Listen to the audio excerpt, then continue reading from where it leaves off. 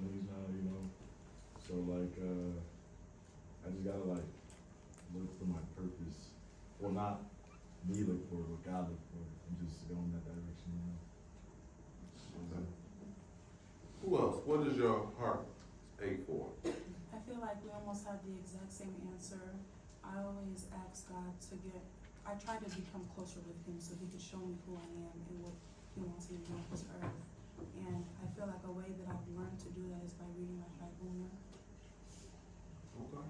Who else? What does your soul ache for? I say peace, because too often I'm like just running around, always doing something. So sometimes I just need peace.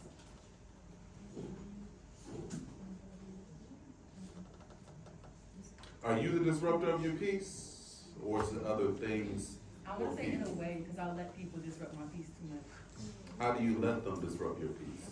Like, I don't draw boundaries enough, and I let people like, or even like I just take on other people's troubles too much. Like they'll tell me something, and I just let that really impact me more than it hurts them. It's hurting me. I'm like really agitated about that. So I just need to sit down and pray for that. Okay. Who else? I said forgiveness, but like not forgiveness of like others, like forgiveness of myself. Like you ever like laying in your bed and you're thinking about like what you might have done wrong during the day, and I think oh, I could set this person instead, or did I look at somebody wrong? I think about that, and it's just like it's keeping me up. Okay. Who else? What does your heart ache for when you're up at night in silence? Or let me rephrase it. What is the thing that keeps you up in the middle of the night? For me, it's just like making sure like I'm not disappointing God, make sure I'm like making the right decision. What makes you feel like you disappointed God? I say I speak for most men when saying this. Like we never really know if we're making the right decision or not. Whether that's just like being a good leader, gotta make the right decision. You know, like telling my friend about something or giving them advice.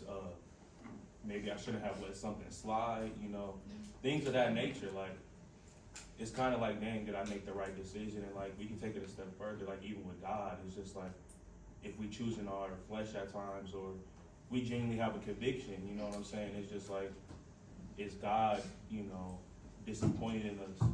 Or is it like a way we can redeem ourselves through that, you know what I'm saying? Okay. Who else? What does your heart ache for in the middle of the night? I would definitely say purpose, just as to like what he said. But more so in a sense of feeling lost or a sense of feeling no direction. God guide me, or God, where do you want me to go? What's my next step? God, what does my future looks like? Could you like open a door or show me or send me some type of sign to where like what you want for me? It's more so just being eager to succeed, I guess. Being eager to be somebody, being eager to conquer the world, you know. So as a man, like you don't ever want to like be less than or like not meet your expectations that you set for yourself, you know. So yeah, just purpose and making sure I'm doing that of God and through God. Who else? I say clarity because, yes, I wake up every day, go to class, go to work, do what I gotta do, but I don't want it all to be for nothing, or like, I want it to pay off for me, and so I wanna make sure I'm doing the right steps, taking the right steps and precautions, going through life, and making it worth the while, so I need clarity, sense of clarity. Anybody else? Go ahead. I said fulfillment, just because I don't know, like, when my last night is. So every time I go to bed, I wanted to make sure, like, I feel like I completed everything I'm supposed to in life.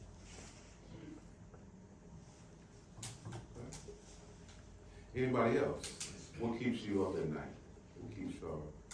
What aches your soul that keeps you up? Go ahead. I'd say what keeps me up at night is not living in the present. I feel like too many times what's gonna happen in the future, or if they lost something, it's looking in the past to what they've lost. I feel like a lot of the times, not taking advantage of the present enough. So, when I'm in bed at night, I just look to the past of all I've lost. And there's been times I used to look to the future, the lusts of all I wanted to gain, but I feel like I just need to focus more on the now. That's good. Anybody else? If I'm doing things the right way, or if he's going to use someone else to do it in a better way. Why is that a wrestle? Because I feel like he definitely leads me, and sometimes I don't listen to him and I'm disobedient, and I feel like I don't want him to forsake me and use someone else to do something other than using me when I have the chance to do what he told me to do. Anybody else? Question 1. If not, let's go to question 2. What lie about yourself are you still unlearning with God, and who does God say that you are? What lie about yourself are you currently unlearning with God? Yeah, we're too deep on that one. Go ahead. I feel that I'm powerless, so in many situations I kind of let things happen. I don't realize that I have the power to change that through prayer, through fasting, through whatever it is. Who else? Go ahead. That I'm like not enough to be what God has called me to be. I feel like, as crazy as it sounds, like God has like revealed to me my calling a few times or whatever, but it's more so just, it's more so just the doubt in my mind, just from life, I guess, just not thinking that I'm enough to, the way that I am right now, to do what God, needs and want me to do.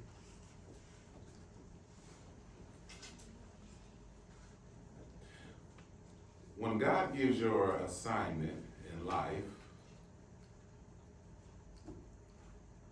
does he focus on the present you or the glorified you in which he has called you to become?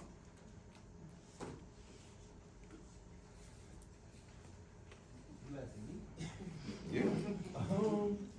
We just talked about this. You just said it's kind of a mix of both. Like, he knows what he has for me, and he knows what I can be.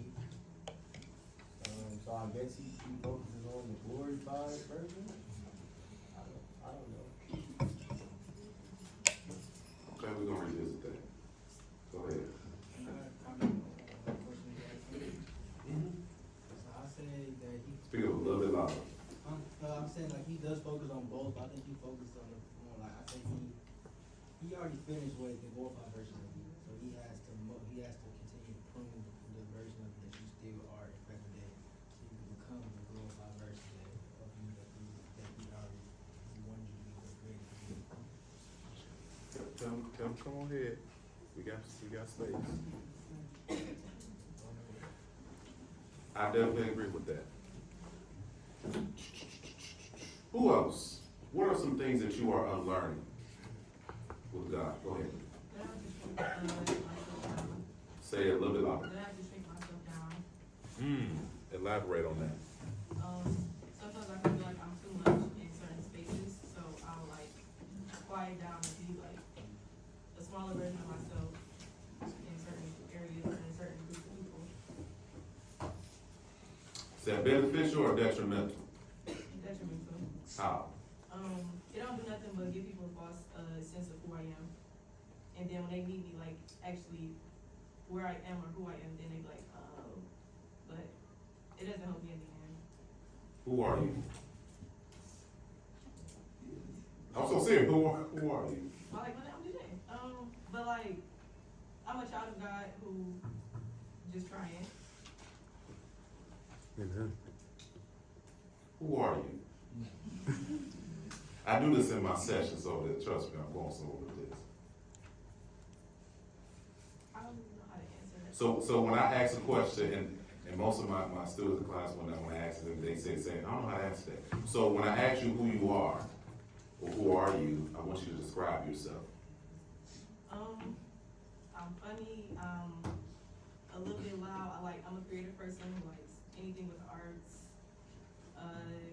I like sports, I like being with family, friends, people who make me happy, people who make me forget that I have a phone. Just Okay. a weird person, I guess. Everybody weird in a little bit, in a way. Who do you want to be? Somebody who's confident enough to not shrink herself down. Who do people need you to be? Myself. That confident person. And who does God say that you are? I'm not sure about that one. Okay. Who else? What are some things that you are unlearning with God about yourself, the lies that was told to you? What are some things you are unlearning? Go ahead. I don't know everything. Elaborate a little bit more. I've been working on trying to submit to God a lot quicker than I usually do. I feel like I usually submit to God as like my second or third step, and it should be my immediate step. That's good. Fellas, what are some things you are unlearning about yourself? I want to hear from God's perspective. So let me call y'all, Matthew. I'm gonna go. That I'm broken. Mm. Because I've been in many rooms where they kind of like, I don't know if I'm supposed to be there because it doesn't feel like I fit there. Kind of like I'm a square, I'm like a tray of circles. And then I move to another room and I'm a circle and a tray of triangles. So it's kind of like, am I broken? But then I've realized that I'm just supposed to be there to know that I'm a circle and a tray of triangles, so I should go to a tray of circles so that I can fit there. That's good. Sometimes we allow ourselves to enter into spaces in which God never called us to. And therefore, we begin to question our purpose. We begin to question the assignment in which He has in our lives. And it doesn't necessarily mean that the word in which we received was false. It's just we went somewhere that we had no business to go. Then it causes us to question God, when God in retrospect is questioning us, why are you even there? That's not where I called you to go. That's not where I positioned you to be at. Which then leads us to feel as if we're inadequate, to feel we are broken, to feel as if we're not enough. When God says you're more than enough. Because who I have called, I will qualify and position at the right time. So what are some things that you are unlearning about yourself with God? I would say that I'm not stronger than, like, whether it's like in a certain situation, and even like mentally or physically, I feel like trying to rely on my own strength doesn't always work out, and I need to remind myself that God is the source of my strength.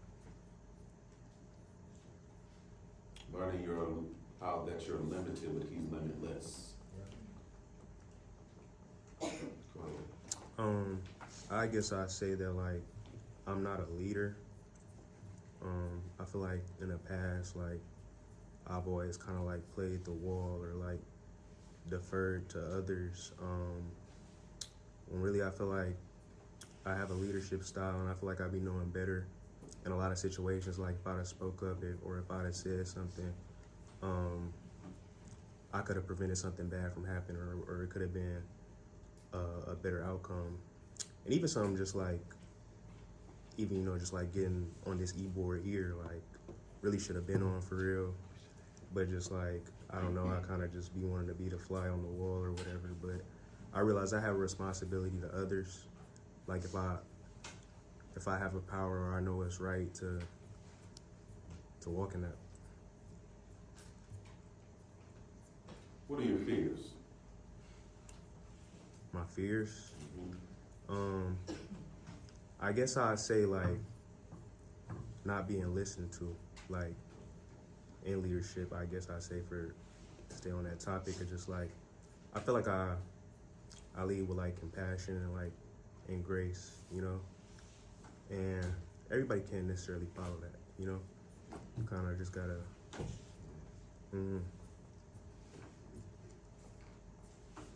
Who is Max?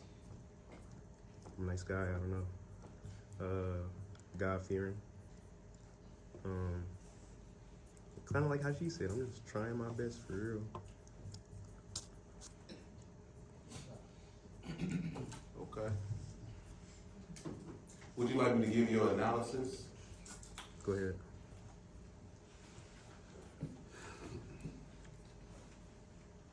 Max is an individual who is a kind-hearted person. Those who know him, although he comes in with reservation at first, due to previous experience of being open and it being used against him and being misused, he often encounters folks with the wall being built up. But those who truly know him have learned how to chisel down that wall in order to see him at his core. They see how loving, caring, and kind in which he has a seat up here. They see the true him despite the opinions and the views of other people that know of him but don't know the real him.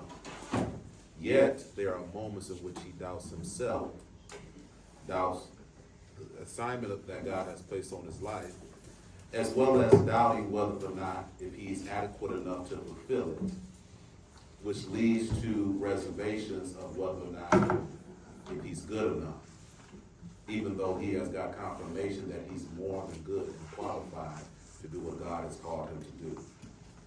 And while he has leadership skills and abilities, it oftentimes brings fear, because he then realizes that not only will God position him, but it will cause others to look up to him, and he doesn't want people to see his imperfection, only the glorified state in which God has called him to be. But God needs for him to realize that even in his brokenness, even in the mess in which he has even created for himself and partook in, that he is able to use it all for the glory of God.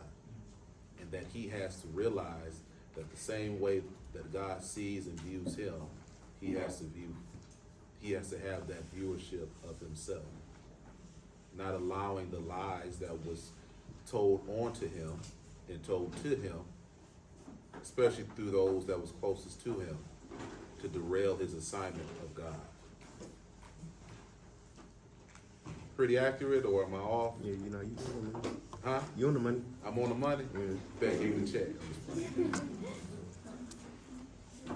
So who else? What are some things that what are lies about yourself that you are still unlearning?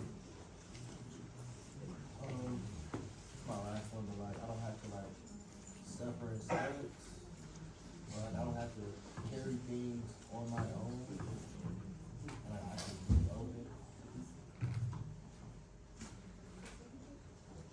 Would you like me to give your analysis? I would not. Maybe you can call me after this. Okay, I'm gonna call you in bed. Go ahead. And now I'm coming to you. I would say not all the time in control. Mm. Because I haven't seen some always trying to control everything around me. And I need to let go and let God handle everything. Go ahead. I feel like something I'm learning and unlearning is what's my job and what's not my job.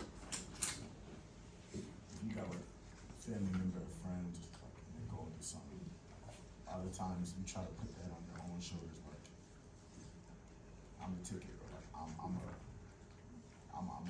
be there for you. You gotta be there for them, but it's not, it's like a certain point, like, you can't think you're so great to be,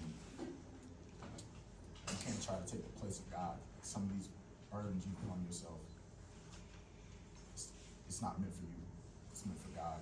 You kinda gotta know when it's like, you can only do things through God, and you guys just stop trying to be God. Like, it's not my job to fix what's going on in there. It's just not for me. And then also knowing what is your job. Like, for those people that know how to talk, honestly, everybody in this room that really believes in this, it's easy not to talk about God because you don't want to look like a fanatic. But I mean, the Bible always says, for those with a little is expected, but for those with a lot is expected. So all of us being college educated, well-spoken, black people, it's not that we just have the ability to spread it, we kind of have an obligation. So it's about what's not knowing your job and knowing that is your job, to spread that. So I think that's something he's been unlearning and learning in me.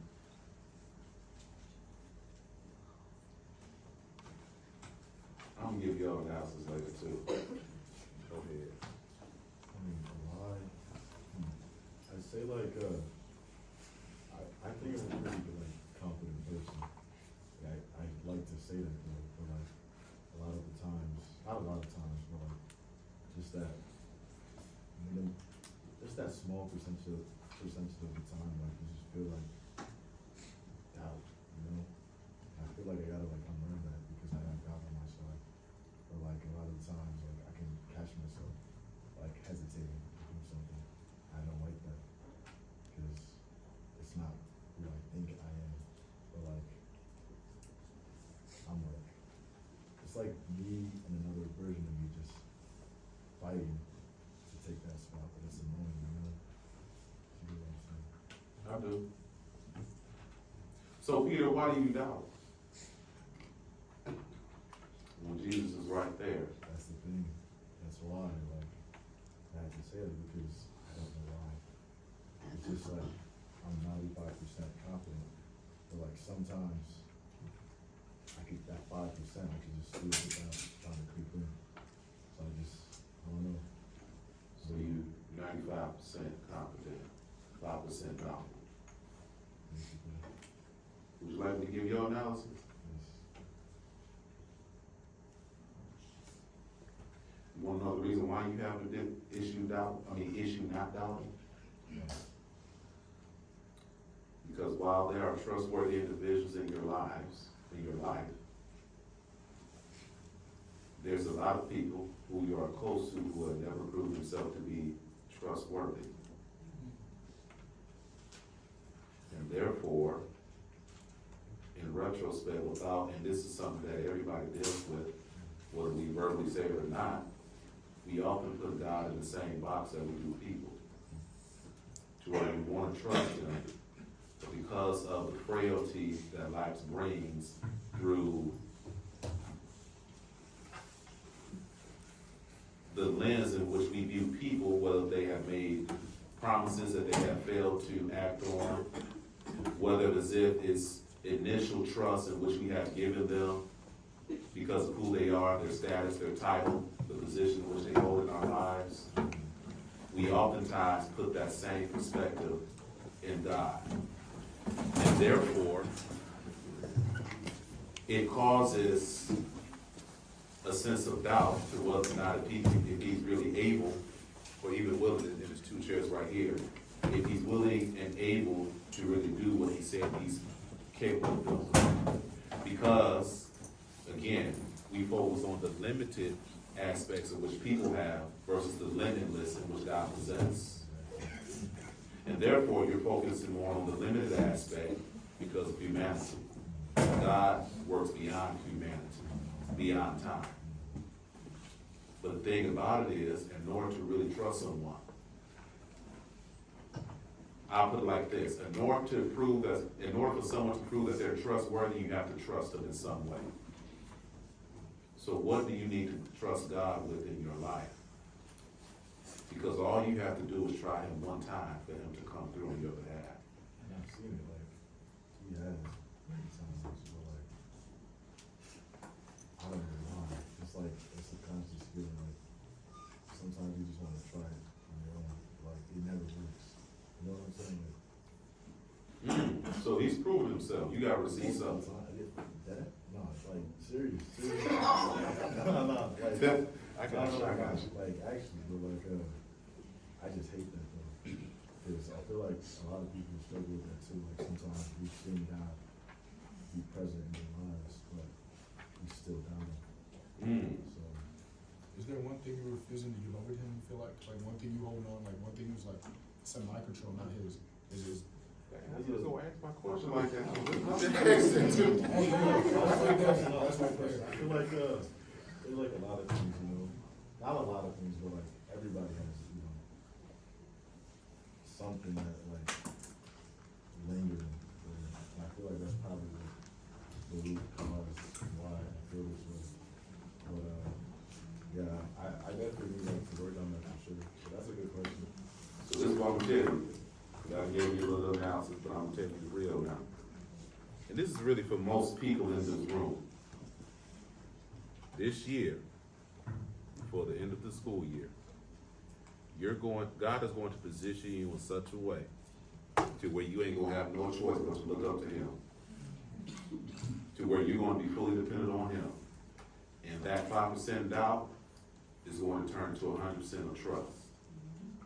Because he's going to do it in such a way, it's a seat right up here. He's going to do it in such a way to show you that you don't need to doubt me, Thomas. Here are my nail-scarred hands and my nail-scarred feet. I delivered my promise. But because you have to be visual in seeing it, he'll do it. But when he does it, it's going to be in such a way to where you can't deny it. Anybody else? Go ahead. That I'm selfish and it's not everybody that I'm supposed to help. You know, that's one thing I had to wrestle with God with recently. And God knows it was a tough wrestle. Because like Joseph said, so many times we try to be God in people's lives instead of leading them to him. And there are individuals in which I had to learn to leave at the feet of Jesus and step back. Because in meddling in it, I didn't realize I was causing more damage than good than what I was thinking I was doing. And so sometimes we have to learn how to release the control from our lives and put it totally into him. Okay. Anybody else before we get to question 3? I guess one lie about myself is, It's a seat of 2 seats over here. well, I believe I'm a very ambitious person, and I believe I believe there's a point that I have to get to, or that God wants me to get to in life for His glory. But then again, I'd be thinking like I need to have the whole thing figured out, from what I'm doing in the next 10 minutes to the type of meetings I have planned for next week. But then I've got to realize that all I really need is just that step, and then step 2 reveals itself whenever I step on step 1. And then step 3 reveals itself whenever I step on step 2. And I don't need to have the whole roadmap figured out, even though He's told me He has a purpose for me. What's interesting about God is that he'll oftentimes give you the destination, but will never reveal the details of how to get there until it's time. That's the reason why we often doubt. And I can tell you from my own life, there's been many of times God has given me the vision. He has given me the assignment of what's going to occur, but he never told me what I have to do and encounter to get there. Because if he told us the details to get to some of the prayers we prayed, we will stop praying. We will say, God, forget it, I don't want it. But you have to understand, the Bible says this, that tomorrow will have its own troubles, right? So therefore we ought to, and I'm paraphrasing this, that we ought to basically live in the present, live for today. Because if we trust God with today, then we can trust him to bring us into our tomorrow, but then deliver us from tomorrow into the next day. You have to learn how to trust him, as you said, with one step at a time. So many times we look at the entirety of the map when God just wants you to focus on this one speck. Because our minds can't truly comprehend everything in which he is allowing us to come into. So we got some seats here, you gotta stand out there. That we have, I done lost my train of thought. But I'm gonna say this, trust him for the now, and he'll get you to the later. Anybody else?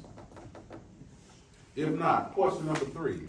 And I ain't gonna lie, this is taking a total left turn, because I did not need to spend this much time on this, but I feel it. Do you trust God with your deepest pains, regrets, insecurities, or do you try to hide it from him? Go ahead, Bernie, you got it. Absolutely. I feel like it's no point trying to hide from God.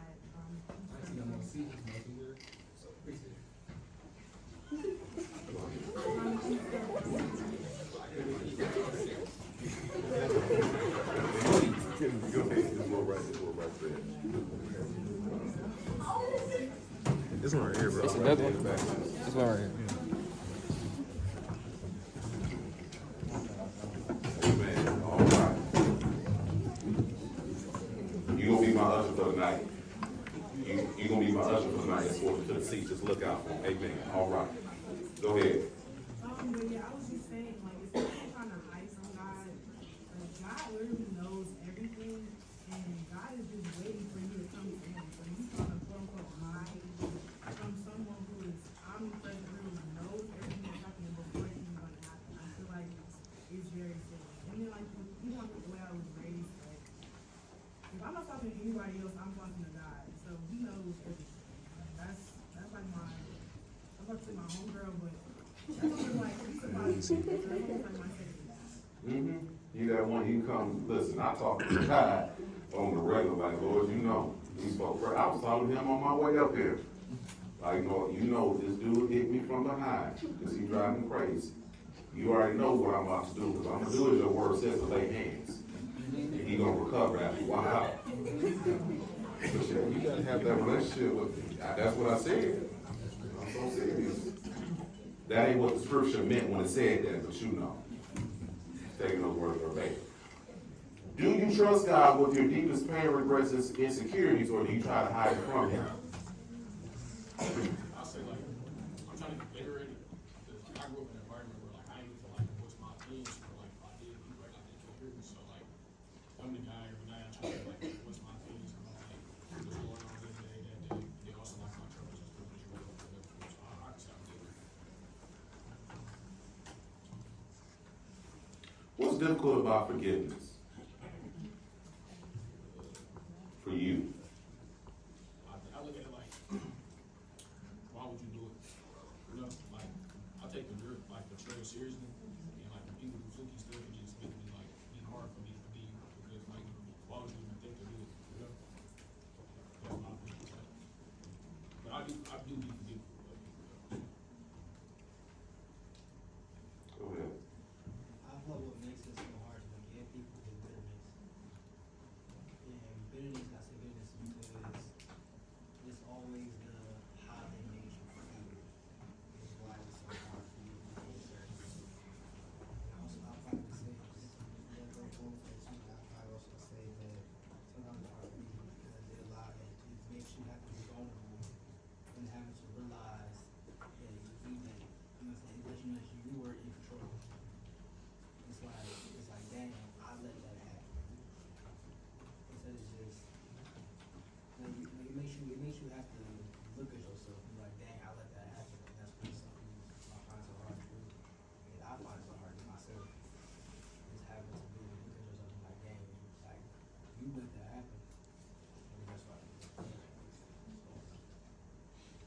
Who else?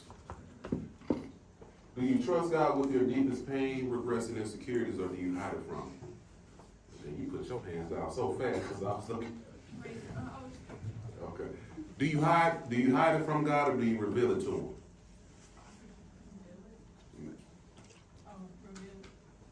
Okay. Who else? What makes it difficult, or do you reveal it?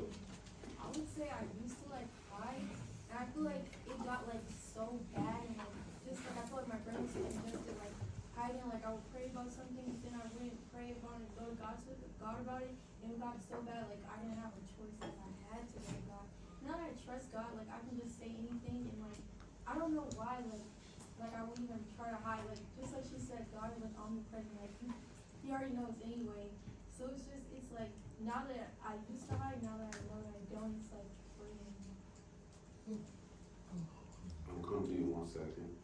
Go ahead. I actually have something to add because like even if like I've recently learned like the importance of actually confessing it instead of just like assuming that God already knows, because that actually does something from you. Like you make it real for yourself, like that this is the thing that's happening and it can't stay here.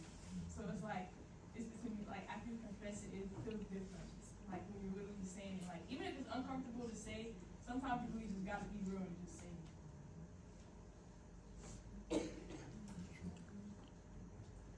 All right, that's what I want to do.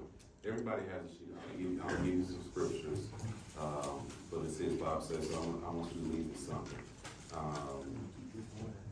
No, you can leave the music off. First passage of scripture, and if you're done writing or you're still writing, I want you to write this down. The 27th Psalm. Write down the 27th Psalm. Write down Psalms 121.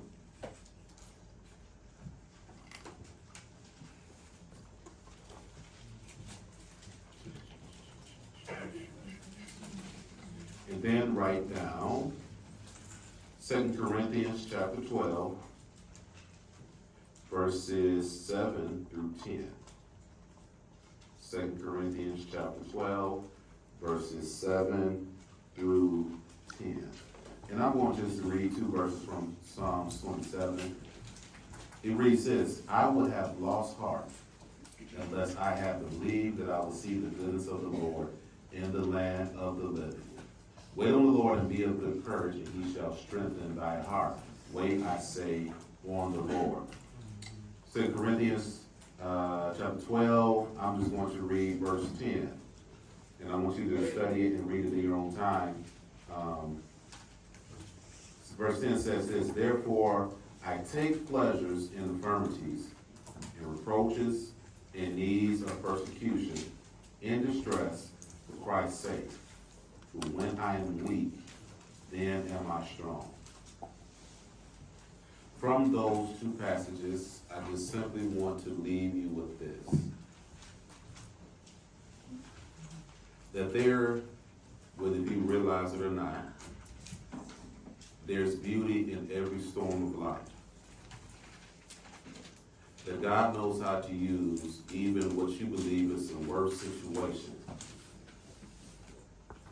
to not only bring Him glory, but to edify you for His body. That even what you're going through, God can even use your scars, your pain, the betrayal, the hurt, as ministry for others. And as I told you earlier tonight, that many of you under the sound of my voice, even those of you who are watching live, you're going to experience God in a whole different way this year.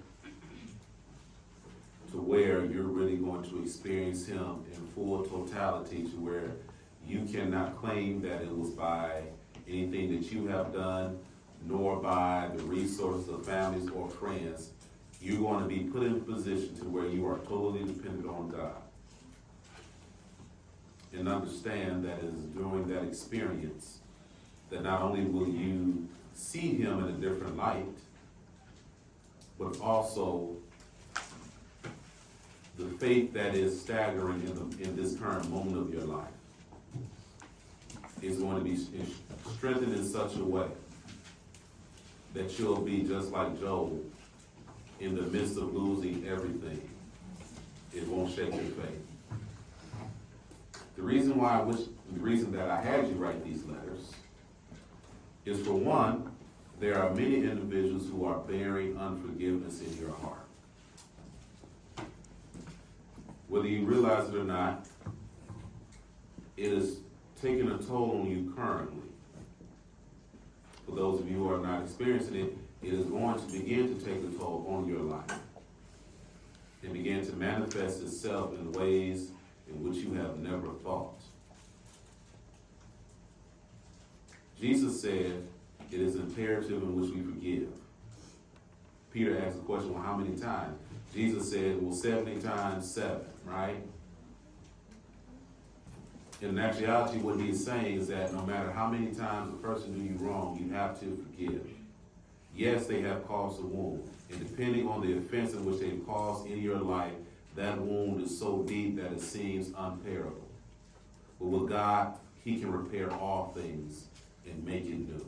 But what he's requiring of you tonight, because the choice is yours, but you have to make that choice right now tonight, is to give it to him, to release it, so that the healing process can begin. As much as you want to hold on to it, thinking as if you're doing more justice by trying to keep them hostage to what they have done to you, let it go for your sake. Because there are certain things in which God will not allow you to encounter until that forgiveness has taken place. Then there's our others in this room. There are some things in which you're wrestling with, trying to hold on to, that God has been telling you for some time to let go. You have been doing life by yourself for so long that it seems almost impossible that somebody can truly do all of these great things for you and lead you to them, even in your imperfected state. But Jesus is at the door of your heart knocking for you to let him in and for you to trust him. He's not like man, to where we need umpteen opportunities to get it right. He's just telling you, just trust me one time. With the smallest thing, just trust me one time. And see will I not bring you through it and bring you out of it. But what you're wrestling with internally, just like those who are dealing with unforgiveness, is going to manifest itself in an external form. You've been wrestling with God for so long to where some of you are truly exhausted. You've been trying to overcome it, to defeat it, to walk away from it, but you've been doing it on your own matters, on your own abilities. But this time, you have to do it with God in order to conquer it. So these letters that I had you to write, I want you to keep them in a safe space. If you have physical Bibles, I want you to put it in your Bibles. If not, put it somewhere in your room that you will remember it. And I want you, because I'm going to remember, because we're going to bring these back out in a couple of months. And we're going to look at it from then to now. Does that make sense? Any questions or comments that we have tonight? Any questions or comments?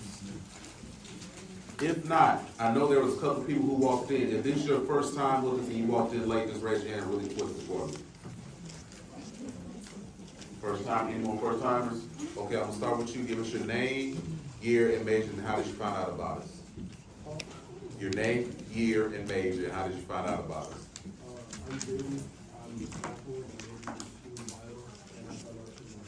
Okay, what's your name one time?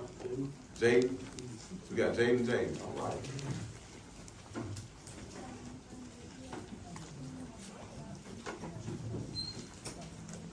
Okay, you said your name is Ruby. Nice to meet you. So my name is Javon. I am the campus pastor and the founder here for True Seekers, and we welcome you here with us tonight. Please fill out our first time check-in form and follow us on all of our social media apps as well. Here, listen, I want you to make sure, if you've seen our Instagram posts, I want you to make sure, ladies, do not forget next Tuesday. is our women's event, exclusively for you all. Next Tuesday, here in room 226, starting at 7:30. We want all of you to come out and support. It is going to be a phenomenal time. Fellas, our time and our day is going to be next Wednesday at 7:15. I want you here.